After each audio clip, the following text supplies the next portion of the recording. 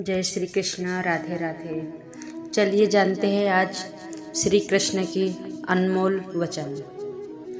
संपूर्ण प्राणी अन्न से उत्पन्न होते हैं और अन्न की उत्पत्ति वर्षा से होती है। वर्षा यज्ञ से होती है और यज्ञ सत्कर्मों से उत्पन्न होने वाला है। इस आत्मा विनाशकारी नरक के लिए 3 द्वार है, वासना, क्रोध और लालच। इन तीनों को छोड़ दो। आत्मा को न शस्त्र काट सकते हैं, न आग उसे जला सकती है, न पानी उसे भिगो सकता है, न हवा उसे सुखा सकती है। क्रोध से मनुष्य की मति मारी जाती है, यानी मूढ़ हो जाती है, जिससे स्मृति भ्रमित हो जाती है। स्मृति भ्रम हो जाने से मनुष्य की बुद्धि नष्ट हो जाती है और बुद्धि का नाश हो जाने पर मनुष्य खुद अपना ही नाश कर बैठता है। मन बहुत ही चंचल होता है और इसे नियंत्रित करना कठिन है, परंतु अभ्यास से इसे वश में किया जा सकता है।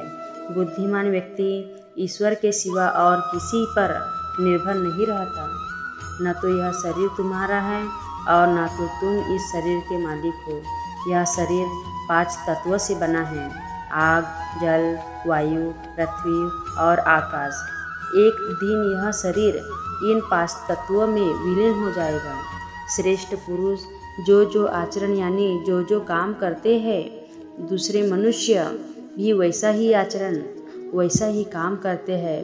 वह श्रेष्ठ पुरुष या उदाहरण प्रस्तुत करता है। समस्त मानव समुदाय उसी का अनुभव करने लग जाते हैं। जो मन को रोक नहीं पाते, उनके लिए उनका मन दुश्मन के समान है। इसमें कोई शक नहीं है कि जो भी व्यक्ति मुझे याद करते हुए मृत्यु को प्राप्त होता है, वह मेरे धाम को प्राप्त होता है। तू शास्त्रों में बताए गए अपने धर्म के अनुसार कर्म कर, क्योंकि कर्म न करने की सभी धर्म को त्याग कर अर्थात हर आश्रय को त्याग करके केवल मेरी शरण में आओ। मैं तुम्हें सभी पापों से मुक्ति दिला दूंगा। इसी शोक मत करो। जब जब धर्म का लोप होता है और अधर्म में वृद्धि होती है, तब तब मैं श्री कृष्ण के अद्भुत स्थान के लिए अवतार लेता हूँ। जिनके पास कोई बंधन नहीं है, वे वास्तव में दूसरों से प्यार कर सकते हैं, क्योंकि उनका प्यार शुद्ध और दिव्य है। जो कुछ भी आपको करना है, वह लालच के साथ नहीं, अहंकार के साथ नहीं, ईर्ष्या के साथ नहीं, बल्कि प्यार, करुणा, विनम्रता और भक्ति के साथ। इंद्रियों से खुशी पहले अमृत की तरह लगती है, लेकिन अंत में जहर के रूप में कड़वा है। मैं उष्मा देता हूँ, मैं वर्षा करता हूँ और रोकता भी हूँ। मैं अमृतत्व भी और मृत्यु भी हूँ। हथियार में गड़गड़ाहट हूँ। गायों के बीच मैं सुरभि नामक गाय को पूरा करने की इच्छा रखता हूँ। वृक्ष में पीपल हूँ। सांपों में मैं वासुकी हूँ। मैं प्रजन करता हूँ। मेरे प्रेम का देवता है। जो अविवेकी जनक ब्राह्मणों से द्वेष रखते हैं, वे मेरे शत्रु है। जो मनुष्य से मेरी भावना से ब्राह्मण की पूजा करते हैं, उन्हें संसार में सुख की उपलब्धि होती है और अंत में मेरे धाम के अधिकारी होते हैं। विष्णु भगवान के गुणों का श्रवण और कीर्तन, भगवान का स्मरण, पाद सेवन, पूजन, वंदन, दास्य, संख्या और आत्मा समर्पण, यही नवधा भक्ति है। मनुष्य जन्म सभी जन्मों से श्रेष्ठ है। दुख सुख को समान समझने वाले जिस धीर पुरुष को यह इंद्रियों और ईश्वर के सहयोग व्याकुल नहीं करते, वह मोक्ष के योग्य है। इस संसार में ज्ञान के समान पवित्र करने वाला निसंदेह कुछ भी नहीं। अपने लाभ के लिए किया गया अज्ञानी काम, खुद के लिए सोचे बिना दुनिया के कल्याण के लिए किया गया काम बुद्धिमानी काम है। प्राणी कर्म का त्याग नहीं कर सकता। कर्म फल का त्याग ही त्याग है। भगवान धर्म की रक्षा के लिए अवतार लेते हैं। जब जब धर्म की हानि और अधर्म की वृद्धि होती है तब तब मैं अवतार लेकर आता हूँ।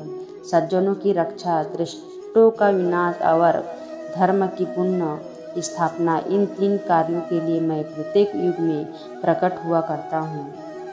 भगवान का कोई प्रिय, अप्रिय, अपना या पराया आदि नहीं है। उसके लिए सभी प्राणियों प्रिय है, क्योंकि वे सबकी आत्मा है।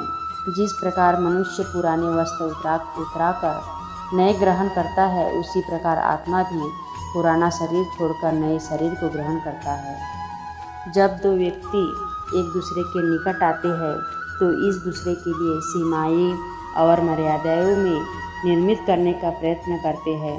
हम यदि सारे संबंधों पर विचार करें तो देखेंगे कि सारे संबंधों का आधार यही सीमाएं हैं जो हम दूसरों के लिए निर्मित करते हैं। और यदि अनजानों में भी कोई व्यक्ति इन सीमाओं को तोड़ता है तो उसी क्षण हमारे हृदय को क्रोध से भर जाता है। लेकिन इन सीमाओं का वास्तविक रूप क्या है? सीमाओं के द्वारा हम दूसरे व्यक्ति को निर्णय करने की अनुमति नहीं देते, अपना निर्णय उस व्यक्ति पर छोड़ देते हैं, अर्थात किसी की स्वतंत्रता का अस्वीकार करते हैं। और जब स्वतंत्रता का अस्वीकार किया जाता है तो उसी व्यक्ति का हृदय दुख से भर जाता है। और जब वो सीमाओं को तोड़ता है तो हमारा मन क्रोध से भर जाता है। क्या ऐसा नहीं होता? पर यदि एक दूसरे की स्वतंत्रता का सम्मान किया जाए तो किसी मर्यादाओं या सीमाओं की आवश्यकता नहीं होती। अर्थात जिस प्रकार स्वीकार किसी संबंध का देना है, क्या वैसे ही स्वतंत्र किसी संबंध की आत्मा नहीं? निर्णय के क्षण में हम हमेशा ही किसी अन्य व्यक्ति के स्वभाव, सूचना एवं मंत्रणा या परामर्श को आधार बनाते हैं और हमारे भविष्य का आधार हमारे आज किए हुए निर्णय के ऊपर होता है। तो क्या हमारा भविष्य किसी अन्य व्यक्ति को दिए हुए सुझाव या परामर्श का फल है? क्या हमारा संपूर्ण जीवन किसी अन्य व्यक्ति की बुद्धि का परिणाम है? सबका अनुभव है कि अलग अलग लोग एक ही स्थिति में अलग अलग परामर्श देते हैं। मंदिर में खड़ा भक्त कहता है कि